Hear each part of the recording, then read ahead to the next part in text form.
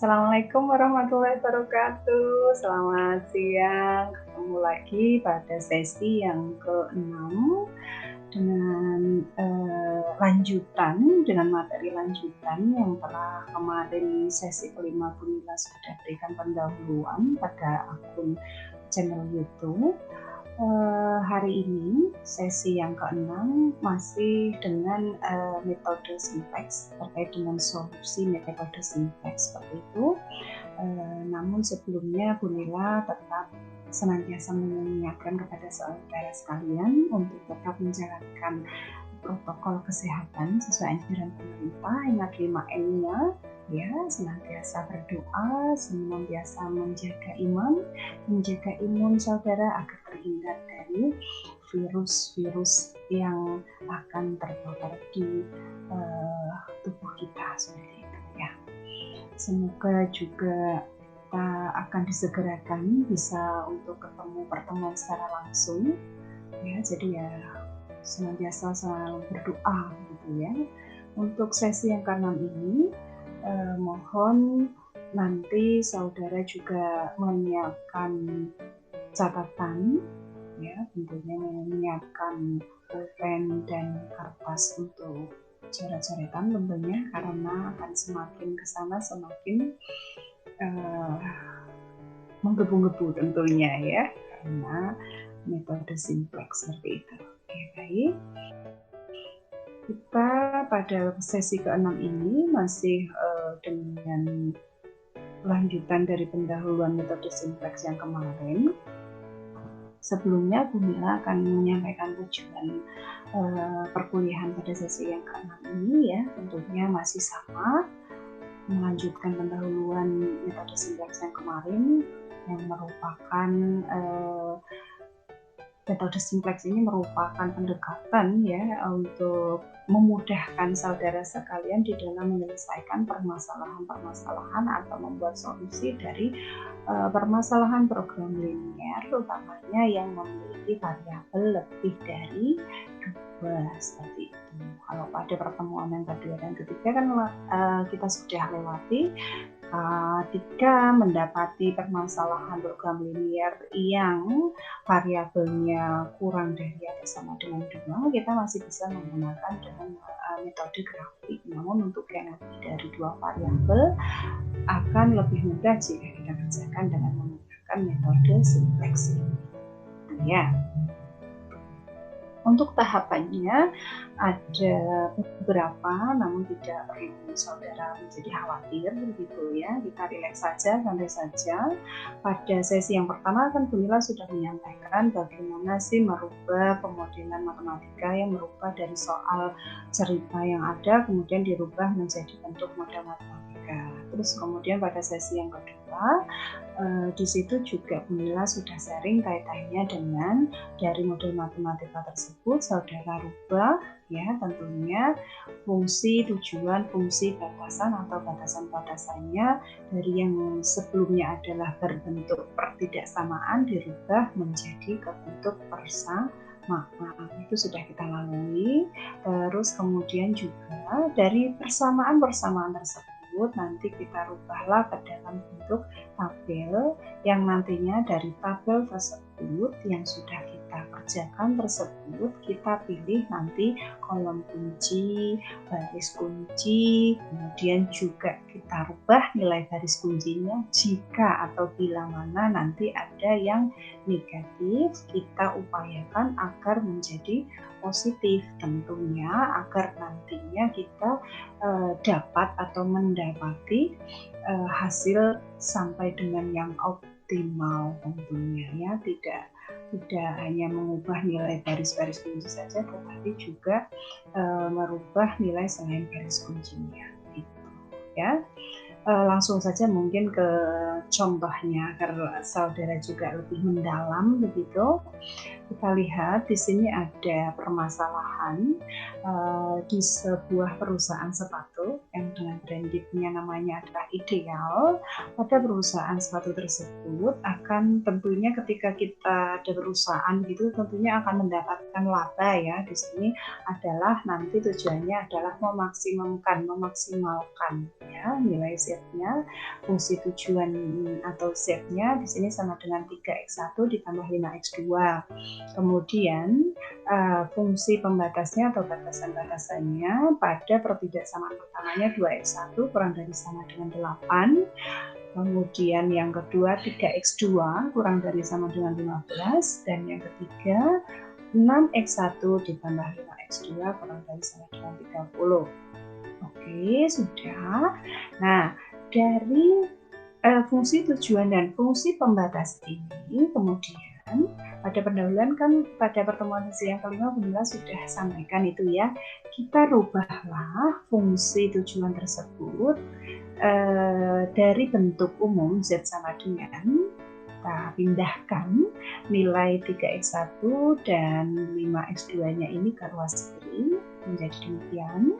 Kemudian dari batasan atau fungsi pembatasnya yang ada 3 tadi ini kita upayakan, dan sebelumnya adalah berbentuk pertidaksamaan kita rubah menjadi bentuk persamaan seperti ini. Namun pada masing-masing ini di sini terlihat ya.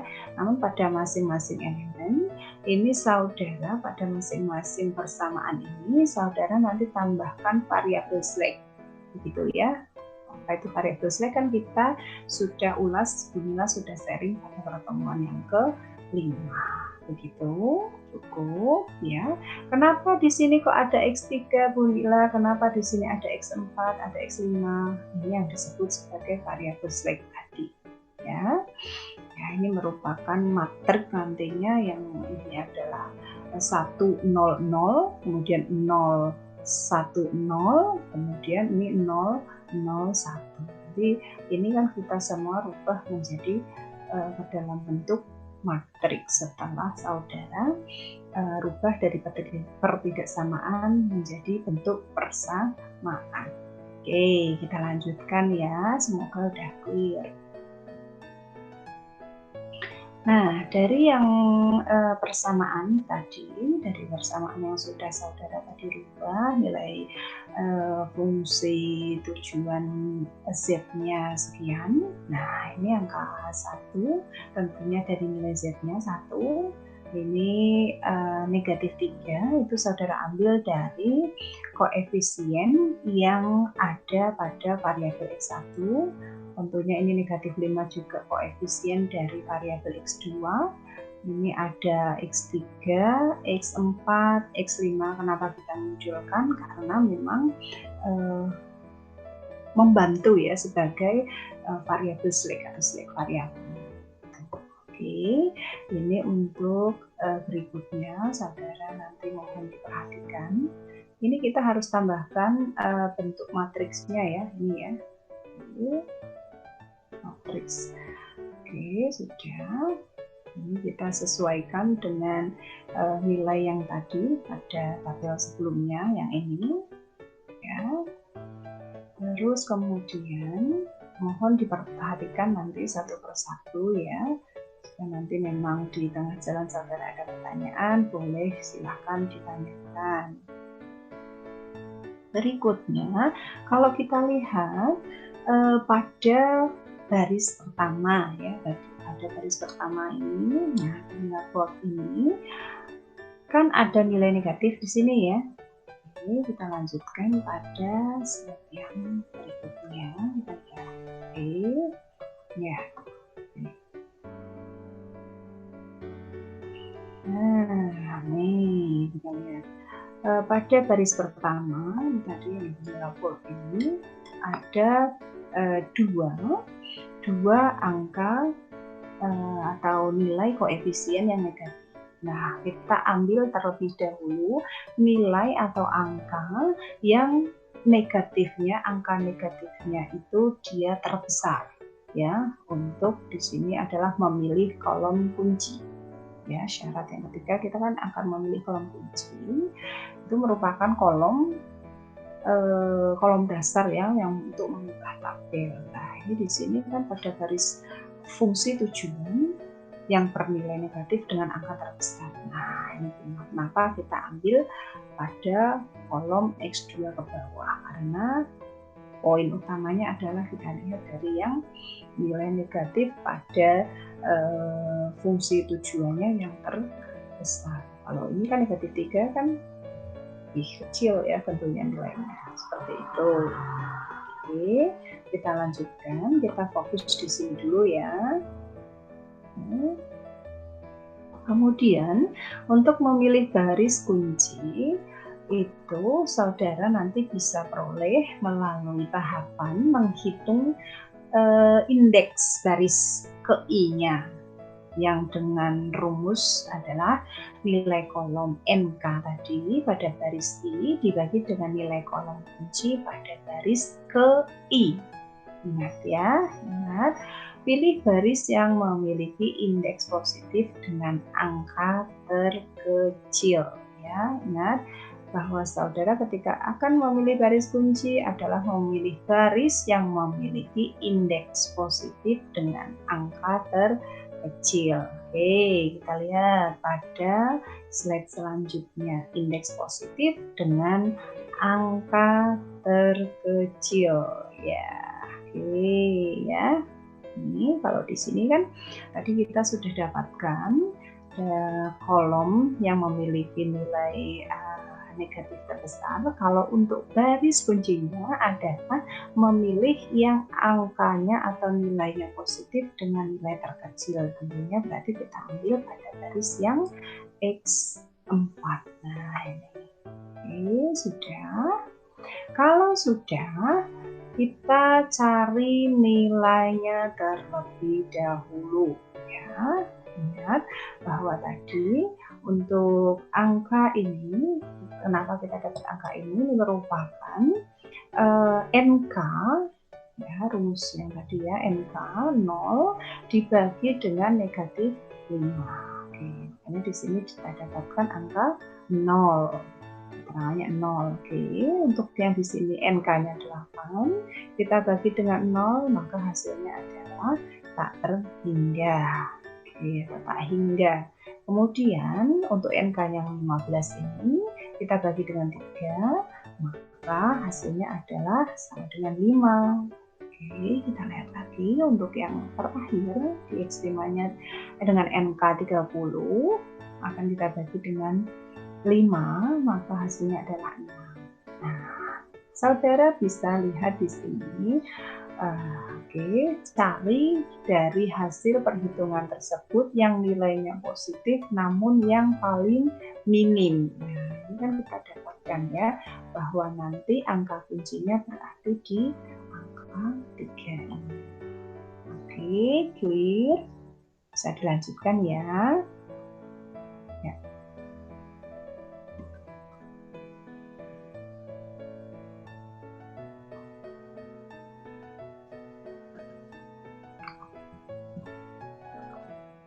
Oke, untuk mengubah nilai-nilai baris kunci, itu dirubah dengan cara membagi dengan angka kunci ya, nilai pada baris kunci ya, mohon diperhatikan pada baris kuncinya, dan baris kuncinya dibagi dengan angka kunci ya. 0 dibagi 3. Oke, kemudian 3 dibagi 3, kemudian 0 dibagi 3, 1 dibagi 3, oke, terus kemudian 0 dibagi 3. Nah, sehingga diperoleh demikian ya.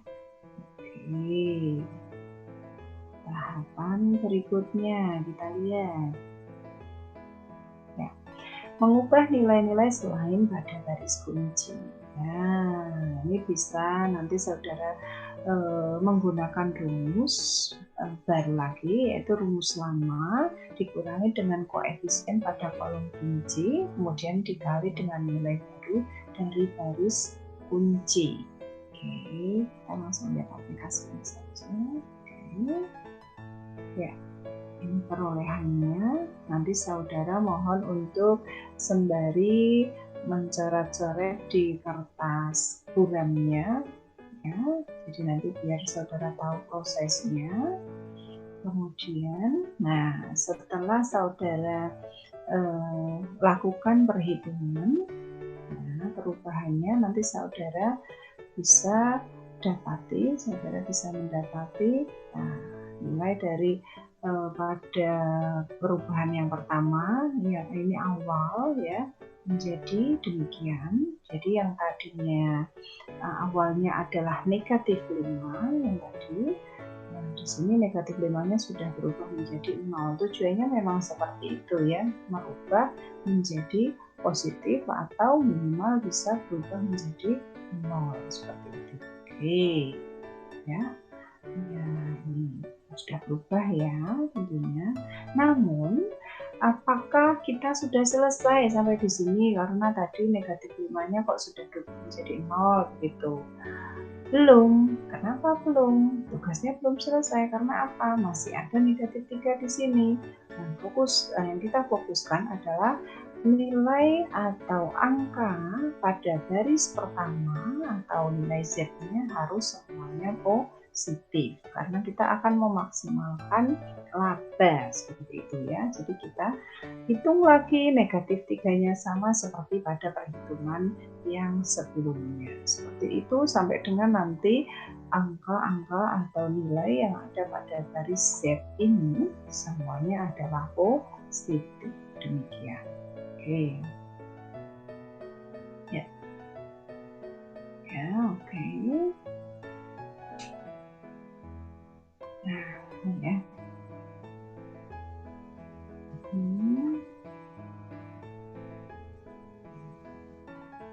Kita rubah nanti sehingga terjadi perubahan. Ini nanti saudara bisa coret-coret di kertas buramnya ya, perubahan antara baris dan kolomnya sehingga nanti hasil akhirnya adalah demikian ya. Jadi ini Z-nya sudah 0, 0, 0. Nah ini artinya sudah bisa kita gunakan atau sudah optimum gitu, karena nilai Z-nya di sini semuanya sudah aman, tidak ada nilai Z yang negatif. Demikian. Oke. Ya, nah ini kan perubahannya tadi ya, yang tadinya negatif 5 ini sudah berubah menjadi 0, yang tadinya negatif 3 juga ini sudah berubah menjadi 0. Artinya adalah berusaha untuk menolkan sebetulnya ya pada baris Z ini ya, semuanya yang tadinya negatif berusaha menjadi 0 atau menjadi positif gitu kalau bisa ya. Ini sudah selesai, artinya bahwa laba maksimum yang nantinya bisa didapatkan adalah 27,5. Nah ini nanti disesuaikan berarti apakah ini 27.500 sesuai dengan angkanya ya. Terus kemudian juga ini nilai X1-nya nanti 5/6, X2-nya 5, X3-nya adalah 6, 1/3. Ya, itu kesimpulannya ya, bahwa laba nanti yang didapatkan laba maksimumnya adalah 27,5. Demikian.